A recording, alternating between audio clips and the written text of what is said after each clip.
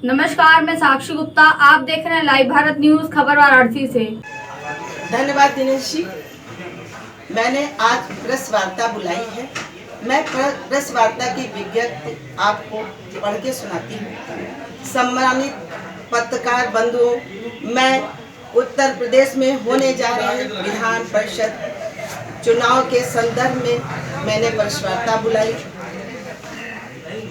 सर्वप्रथम मैं आपको तहे दिल संदर्भ में यह चुनाव ऐतिहासिक होने जा रहा है और श्रीमती रजनी द्विवेदी जी, अब मैं चाहूंगा कि हमारी बड़ी बहन और संयुक्त शिक्षक मोर्चा के अधिकृत उम्मीदवार वाराणसी खंड शिक्षक निर्वाचन क्षेत्र से श्रीमती रजनी द्विवेदी जी, अब आप। एक मैनेजमेंट ने एक मशीन लगा रखी थी, तो मैंने पूछा कि ये बताएं कि आपने ये मशीन क्यों लगाई है।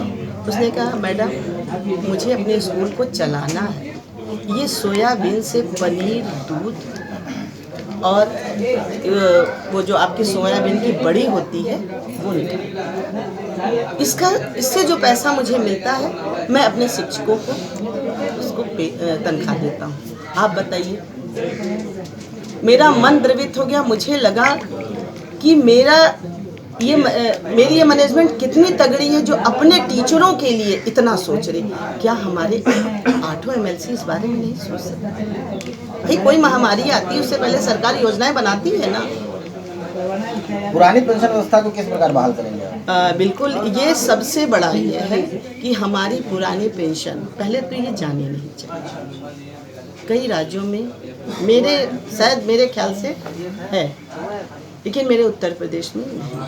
ठीक है, अगर आपने पुरानी पेंशन को नहीं किया तो जो आपने अभी MPS वाला जो आपने व्यवस्था की है, तो उसमें जो भविष्य निधि है उसके बारे में आज तक किसी भी टीचर को कुछ नहीं पता कि ये पैसा कहाँ जाएगा।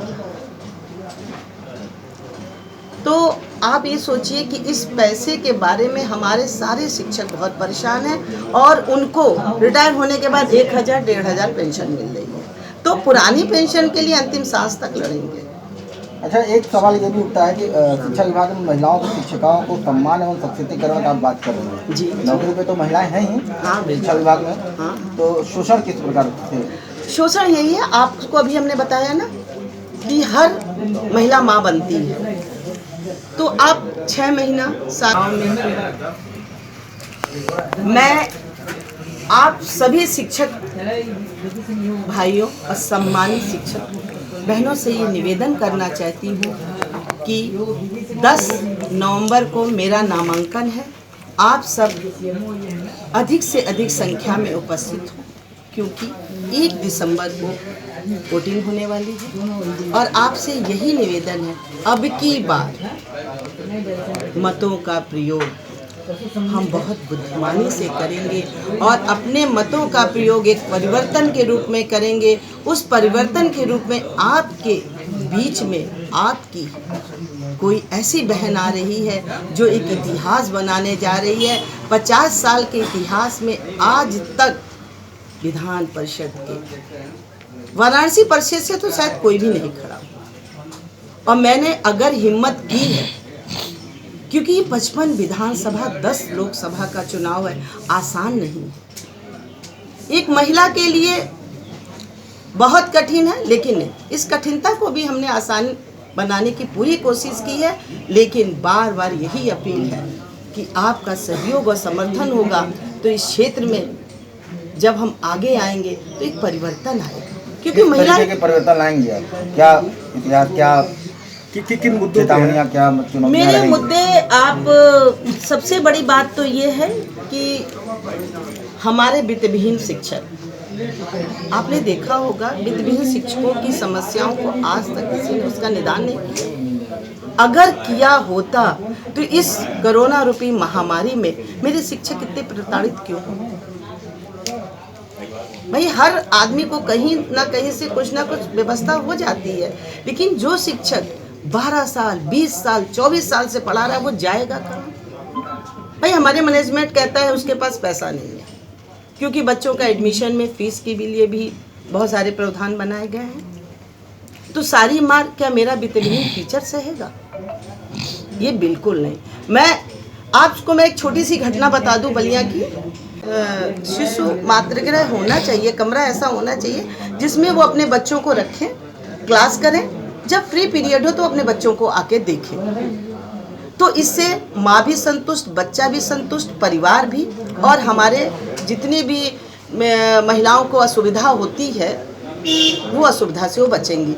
और महिलाओं के साथ बहुत बड़ी बड़ी समस्याएं हैं, वो जेडी ऑफिस, डीआईएस ऑफिस नहीं जा पाती हैं, उनको ऐसे किसी को पकड़ना पड़ता है। भाई उन्हीं का कहना है, वो खुद, मैंने 8 जिलों में जब मैंने भ्रमण किया तो उन्होंने इतने हर्ष से कहा, मैडम आप आ गई, अब मेरी समस्याओं को कोई सुनेगा। हम एमएलसी साहब के घर, मुझे पता नहीं रहता कहाँ है घर, अगर जाते भी हैं तो मिलने नहीं दिया जाता। एमएलसी साहब आते नहीं। मैं किसी एक एमएलसी की बात नहीं कर रही, बार बार मैं ये कहूँगी, मैं किसी एक की बात नहीं कर रही, मैं 8 जिलों की बात कर रही हूँ। कोई अपील मैम वोटर से?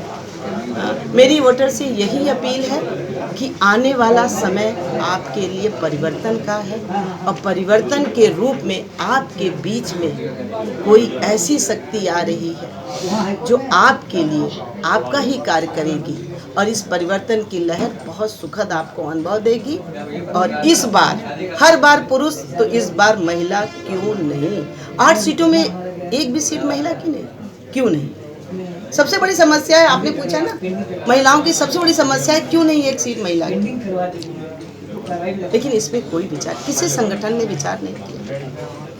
खाली हम वोटर हैं, सदस्य बनेंगे, क्या विधान परिषद में जाके अपनी आवाज को नहीं?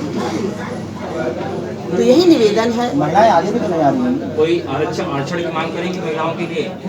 महिलाओं का तो आरक्षण है, महिलाओं के आरक्षण के लिए तो कोई वो नहीं है, लेकिन महिलाएं आना, देखिए फिर हम आपसे बार बार कहेंगे, 55 विधानसभा, 10 लोकसभा आसान है। अगर किसी महिला ने हिम्मत की है तो बार बार पुरुष, तो इस बार महिला क्यों नहीं? बस यही मेरा क्वेश्चन है, और आप लोग से भी यही कहेंगे।